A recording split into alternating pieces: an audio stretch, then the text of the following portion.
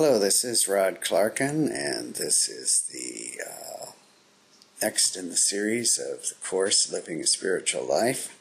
This is a course that has a number of units in it. The unit we're going to be doing today is Unit 9. It's Reading. My name again is Clarken, and I'm going to go through this rather quickly. There's about 55 slides, so you're really going to have to go to my website to get the real details. And or you have to do a real good quick speed reading here. I'm going to be giving you the objectives, which is related very much to the essential requisite from the Universal Justice on the regular reading of the sacred scriptures, specifically at least each morning and evening with reverent attention and thought. So as I go through, I'm going to be defining all these terms here, both dictionary and Baha'i. What does read mean? What are the sacred scriptures? What is reverence? What is attention?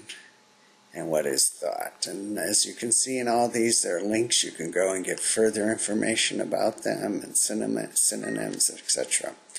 So the thing that is going to be very helpful for us here is to realize that the main guidance for reading comes from Baha'u'llah's Kitabi Akdas, and I've given you the main quote. This is an important quote. A lot of our work will be taken from this, so you may want to take some time to look through that and even memorize it. In fact, I want you to kind of summarize the above guidance from that quote, and I'll give you a little help here when you go through, so you're going to be able to go back. But it's important for you to read that and potentially even memorize it. There are going to be questions asked throughout, and the answers are going to be given for some of them, usually right there in the same slide or the next slide. More definitions in terms of what it means to recite every morning and evening, and what are the essential requisites, what are the verses of God, what about the writings of the Bab, and asking, based on the above, what should we do every morning and evening, and again I give you the answer. You can go back and find it in the writings there. In 1912, Abdu'l-Baha gave a talk. It's in Promulgation of Universal Peace. And there are a number of questions that are answered in this talk. And I'm giving you excerpts of the talk here. So I'd like you to look at those questions and then read this rather long but very important quote from his talk, excerpts, and we'll see if you can come up with the answers. I do give you a few summary statements to go with that, but again, it's going to be important that you study and meditate on that. What is the true what is true understanding conditioned upon? What must we do for faith and certitude? How can learning be a veil? All of the questions are answered, of course, on those slides. What is the most grievous veil between us and God? What condition is needed for the knowledge of God? What happens the more we read the writings? To what is the Word of God likened?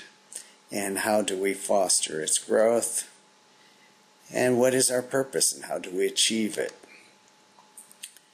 There are some review questions, and right after those review questions, I give you some answers, potential answers. Here's a little acronym or a mnemonic device for you in terms of remembering reverence, attention, and thought, because that's how we're supposed to read the sacred scriptures. So the first letters of reverence, attention, and thought spell rat, or if you would prefer art or tar. But a good way to remember is that we need to be reading every day, a regular reading with a rat, if that helps. I want you to write down a 2 to 3 word definition for each of these things: sacred scriptures, regular reading, reverence, attention, and thought. They've all been defined before, and this is a chance for you to kind of test yourself. Again, I'm going to help you to give those there, but I'd like you to do that.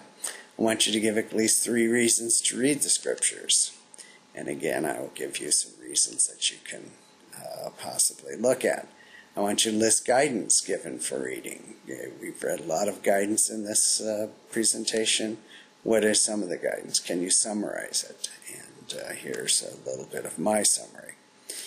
Can you give guidance in addition to what was given in this module? Most of you have been students and people who have been Baha'is, or people who have been on the spiritual path for some time. So you should also have guidance in addition. And what I've done is put in some other guidance that you may have gleaned from your writings or your own experience. There's an assignment. It's a goal-setting assignment. It's important for you to set goals. You need to be conditioning kind of your effort and will. We'll have a later chapter on striving, but this is going to be where you need to try to improve your appreciation and practice of regular reading of the sacred scriptures, at least each morning and evening, with reverent attention and thought. So please set some goals, and I want you to practice. This is not so much important that you learn about what reading is. The most important thing is that you do it. So do read the divine verses each morning and evening for at least a week, or hopefully indefinitely if you can. And when you're reading, focus on reverence, attention, and thought. And each day I want you to bring yourself to account. Did you do it? How is it going? What is your feelings and such about it?